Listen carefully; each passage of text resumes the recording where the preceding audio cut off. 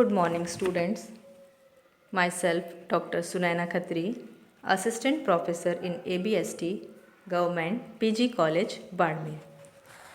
इससे पूर्व के वीडियो में हमने ऑडिटिंग के अर्थ, परिभाषा और उसके उद्गम के बारे में अध्ययन किया था।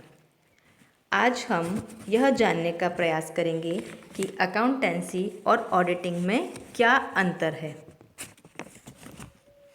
इसके अंतरों को हम कुछ बिंदुओं के माध्यम से समझ सकते हैं। फर्स्ट, लेखाकर्म यानी अकाउंटेंसी का संबंध व्यापारिक व्यवहारों को पुस्तकों में लेखन कार्य की देखभाल करने व लाभ हानि खाता एवं चिट्ठा बनाने से है।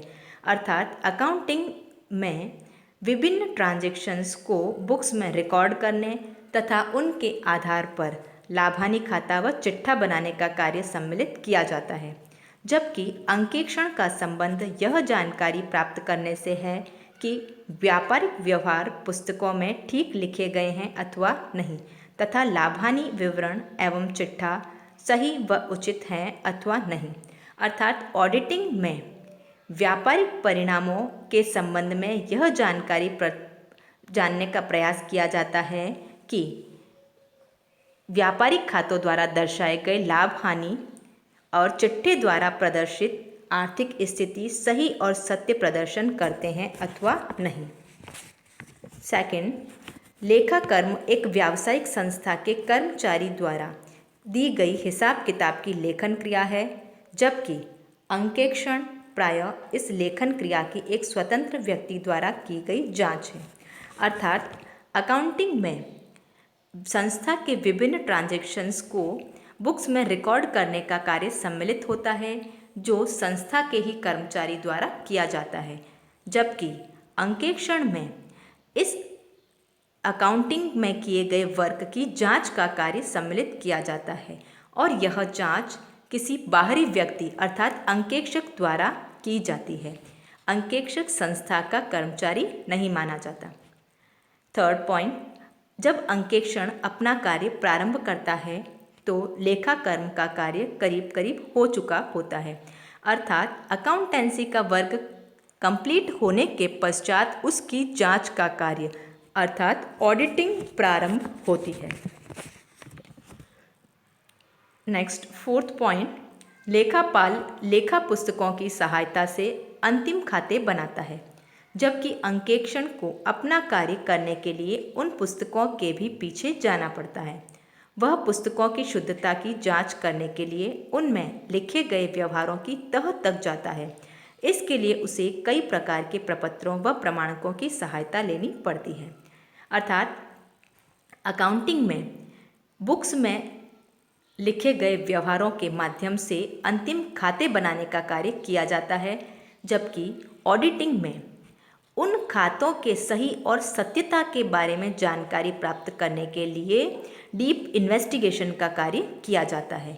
इसके लिए ऑडिटर बिल, वाउचर्स और अदर डॉक्यूमेंट्स की सहायता लेता है और उनके माध्यम से यह जानने का प्रयास करता है कि ये अंतिम खाते सही और उचित प्रदर्शन करते हैं अथवा नहीं।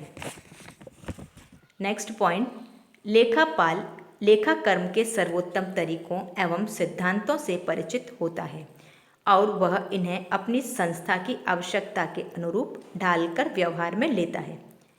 अंकेक्षण इन प्रक्रियाओं की जांच करता है, चाहे वह स्वयं इससे पूर्व में इनसे परिचित न रहा हो।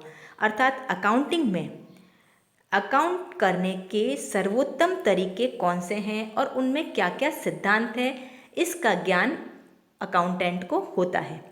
जैसे डेप्रिसिएशन लगाने के लिए स्ट्रेट लाइन मेथड या डिमिनिशिंग बैलेंस मेथड, उस संस्था की परिस्थितियों को ध्यान में रखते हुए कौन सा मेथड उपयुक्त है उसका प्रयोग किया जाता है। या जैसे क्लोजिंग स्टॉक को मेंटेन करने के लिए बुक वैल्यू और मार्केट वैल्यू दोनों में से किसका प्रयोग किया जाए, उस संस्था के नियमों के अनुसार कौन सा मेथड उपयुक्त होगा, यह जानकारी अकाउंटेंट को होनी चाहिए। ऑडिटिंग में केवल इन प्रक्रियाओं की जांच का कार्य किया जाता है कि ये जो प्रक्रिया लागू की गई है वो सही अथवा उचित है अथवा नहीं।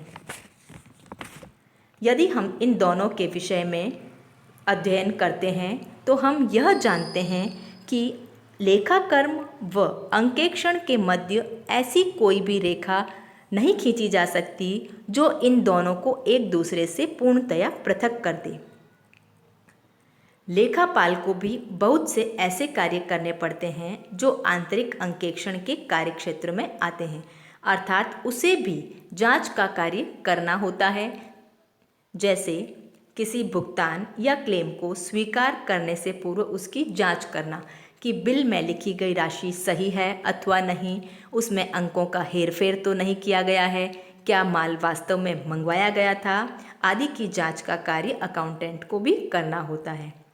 प्रसंविधानों व प्रपत्रों की जांच करना आदि ये कार्य अकाउंटेंट के द्वारा किए जाते हैं। अतः अंकेक्षण व लेखाकर्म में हम पूर्णतया पृथक्करण नहीं कर सकते हैं। ये दोनों एक दूसरे के ही सम्मिलित रूप हैं। अंकेक्षण का कार्य लेखाकर्म का कार्य पूर्ण होने के पश्चात प्रारंभ होता है।